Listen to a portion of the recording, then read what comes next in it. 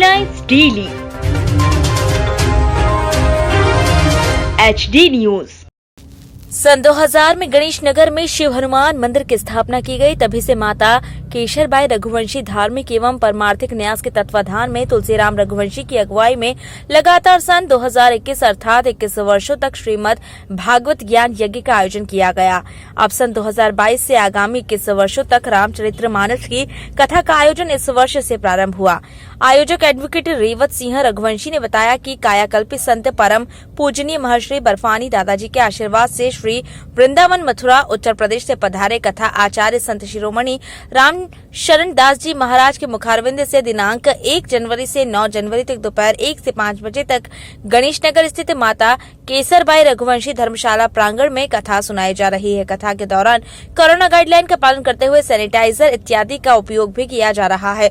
कथा में social distancing का भी ध्यान रखा जा रहा है। मंगलवार को कथा के चौथे दिन श्री राम जानकी विवाह उत्सव की कथा सुनाई गई। इस दौरान आचार्य रामशरण दास जी महाराज ने कहा कि कुछ लोग कहते हैं कि जब हम गाय का दूध पी सकते हैं तो फिर अंडे का सेवन क्यों नहीं कर सकते। तो मैं उनसे कहना चाहता हूं कि गौ माता का दूध वात्सल्य का प्रतीक है। वह वात्सल्य के भाव से पैदा होता, जबकि मुर्गी से अंडा वासना का प्रतीक है।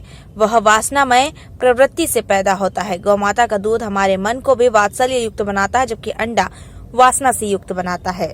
किया है और ब्राह्मणों को दान किया है। और जब दान किया है, गंगा में स्नान के बाद दान किया। हमारे यहाँ की ऐसी संस्कृति है। अब आजकल तो लोग सवेरे नहीं जगते। हाँ, लिखा है प्रातः स्नात्वा, स्नान क्यों करना चाहिए कि प्रातः स्नात्वा। उसके बाद स्नान करके क्या करना चाहिए? डोंगरे महाराज जी कहा करते थे, स्नान करने का हेतु क्या है? वैसे तो चिड़िया भी स्नान कर लेती हैं कूद कर, और गर्मी लगे तो भैंस भी कूद जाती है नदी में। उसका कोई हेतु थोड़ी, गर्मी से स्नान हो रहा है, बहुत बढ़िया बात है। लेकिन हमारे लिए हम मनुष्य हैं, कोई हेतु होना चाहिए। कायदा का कायदा, फायदा का फायदा, ऐसे काम होना चाहिए। उन्हें कि क्या होना चाहिए? रामायण में लिखा है, हाँ, पूजा हेत कौशल्या ने स्नान किया ना, कहाँ गए? हाँ, पूजा हेत कीन स्नान। हमारा हेतु कुछ दिव्य होना चाहिए और पूजा का लक्ष्य होना चाहिए। हाँ, पूजा का लक्ष्य है। तो यहाँ भी वही लिखा है प्रातः स्नात्वा। क्या करना है इसके बाद? देव पूजा चकृत्वा। स्नान करके भगवान का स्मरण, देव पूजा करे। प्रातः स्नात्वा देव पूजा चकृत्वा दत्त्वा दानम भोजनम भोजयत्वा। ये बातें हैं। ये रामचरितमानस जो है प्रथम वर्ष है हमारा। इसके पूर्व जो है हम विगत 21 वर्षों से श्रीमद् भागवत कथा का आयोजन करते आए हैं। 21 भागवत कथा पूर्ण होने के पश्चात हमने जो है अब रामचरितमानस की शुभारंभ किया है, जो 21 वर्ष तक हम इसको यथा विधिवत रखेंगे इसको।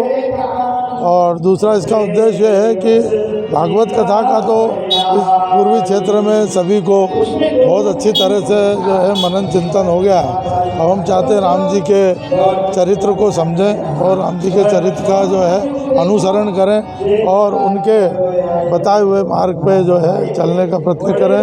ऐसे पूर्वी क्षेत्र में जो है इस कार्य को करने का उद्देश्य है। महाराज जी कहाँ से आए हैं? ये महाराज जी वृंदावन से पधारे हैं और जिनको कि आंखों से दिखाई नहीं देता, और वो मन के भाव से उनको बुलाने का मूल उद्देश्य यही है कि उनका जो भाव है अंतरात्मा से जो है वो कथा का और चौपाइयों का वर्णन करते हैं, बड़े ही मार्मिक वर्णन करते हैं। और अपने उसका व्याकरण भी बहुत अच्छा है उनका, जिससे कि सीधी बात समझ में आती है कि जो है अध्यात्म और रामचरितमानस का जो मूल है वो क्या है। सोशल डिस्टेंसिंग का कितना ध्यान रखें? इसमें जो है हम जैसे ही कथा प्रारंभ से पूर्व जो है हम सभी को है सैनिटाइज़र का वितरण करते हैं। उसके पश्चात मास्क कई सभी लोग बराबर मास्क पहन के आ रहे हैं। जिनके पास उपलब्ध नहीं है उनको उपलब्ध कराया जाता है ट्रस्ट की न्यास की तरफ। बर्फानी बाबा जी से भी आपका विषय जुड़ा रहा, उनकी तस्वीर मंच पर लगी, क्या कहना चाहेंगे?